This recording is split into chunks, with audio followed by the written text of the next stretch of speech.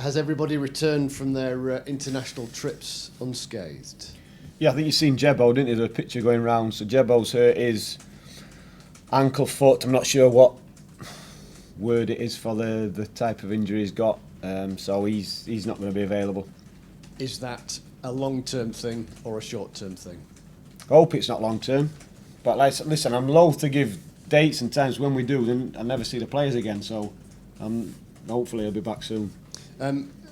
So the rest have come back then, all Yeah, right? fine, yeah. Yeah. Of the long-termers then that have been out for a while, let's have an update on the likes of Osborne, etc., and how they're coming back into the swing of things, maybe. Yeah, well, Ozzy's had an accident, and he's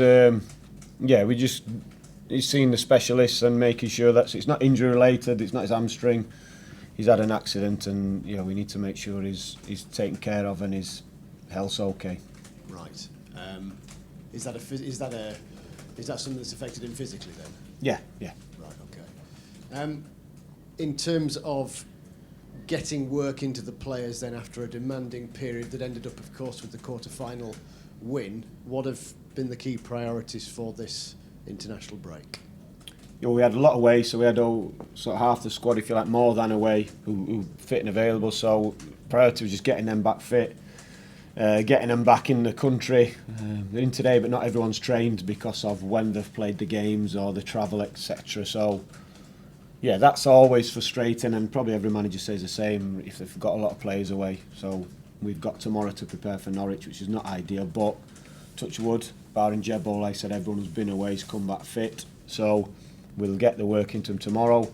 The boys who stay behind, give them a couple of days off, and then they've worked well. We've tried to make it enjoyable for them, but make sure that they're physically working hard as well, and they can switch off from the fixtures, the games, and come in and train, enjoy themselves, and then get off that bit earlier and be with the families. So I think that's important. Because there's such a focus on physical fatigue, isn't there? But down in tools for a bit mentally won't do them any harm either. Listen, it's so important for us this season.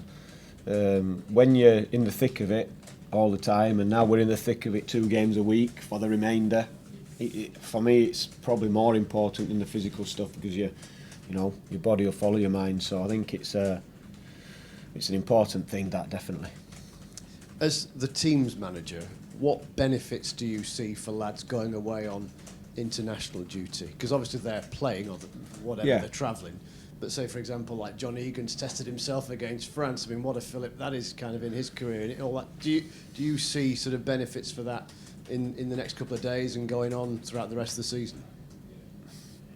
Yeah, definitely. Listen, I've always been one of playing for your country. It's the biggest, the best, and I don't know if it means the same to every player, but it should do. You use Eags for example. Eags wants to play every minute of every game for Ireland, But for me, that's great. It's some achievement. His story's good, where he's been, how he's progressed to the top, playing against the best players in the world, and everyone's situation is different. So Eags wants to be at that level, can play at that level. So we have to make sure his standards and how we speak is about being at that level. We've got other players who it's the first step in that journey. Illerman's had a couple more caps. We've had Izzy Ismaila away this time with Marley for his first senior caps. So everyone's in a different position. But I think you can't, as much as I'd love the players to be here with me all the time, it's some achievement to be playing for your country. So I think we have to celebrate that. We have to make sure they realise how big it is. But ultimately, when they're with us and when their games are done, I can breathe a sigh of relief knowing that we've got them back and they're in our hands again. Sander Berger's had an interesting international break, obviously played for Norway against Spain, and then the team's manager for the second time has said that he needs to move on from Sheffield United. Your response to that? Listen, there's no need for him to be commenting on it. Simple.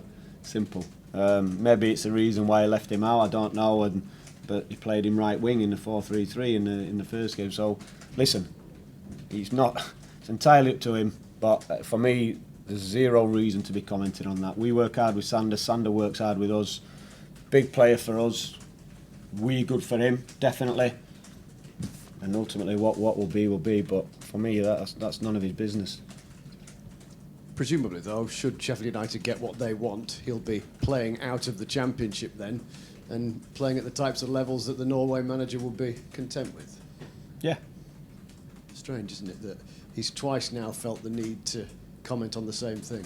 Listen, you get a lot, and I try not to do it, but you get a lot of managers a lot of the time commenting on other people's clubs and situations to deflect something that's going off there, or to be part of a narrative that makes someone seem an underdog or whatever. And maybe it's that. I don't know, because I've not followed it. I heard about it when Cookie told me again today. That's how bothered I am about it. I'm not bothered.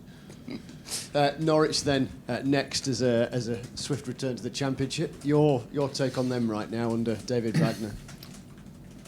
Dangerous team.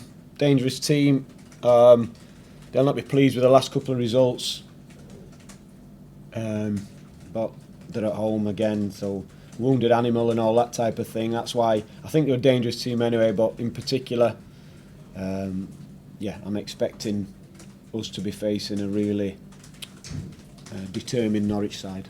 Because they're back in it now, aren't they? They've sort of wavered in mid-table, but they are very much in the playoff picture at the minute. Yeah, this stage of the season, say it all the time, there'll not be one game we play in the league that's an easy game, because everyone's going to be fighting for points. Top, bottom, there'll be strange results.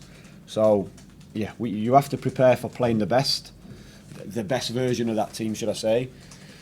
But Norwich and the squad and the players, they're dangerous. They've got some good players. Dangerous side. From the outside, we were just having this conversation with Max Lowe, for supporters, etc. There's like the international break, it's done and dusted out the way, and then for the final 9-10 matches of a season, there almost seems to be a raise in intensity and an excitement. From within side, does it feel that way? Yeah, I spoke about that actually with the players today. It's why you're here, and you've got to enjoy that, all the feelings that come with it. I say it to you guys, I say it to the owner, the board, the fans. You've got to enjoy it. You can't get wrapped up and be scared of these games because you go goal down, or you're worried about results, you're not sleeping. And this is why we're here. We'd all take this over being mid-table or bottom of the league. We're playing for a promotion. We're playing in an FA Cup semi-final in a few weeks. This is what it's all about, and it does raise everything in terms of expectation, standards, how hard we have to work. But let's go and test ourselves. Let's go and enjoy it and attack every game. It's funny, isn't it? And you'll have been asked 1,000 times, probably quite a few times by me and everybody else in this room about pressure and expectation, etc.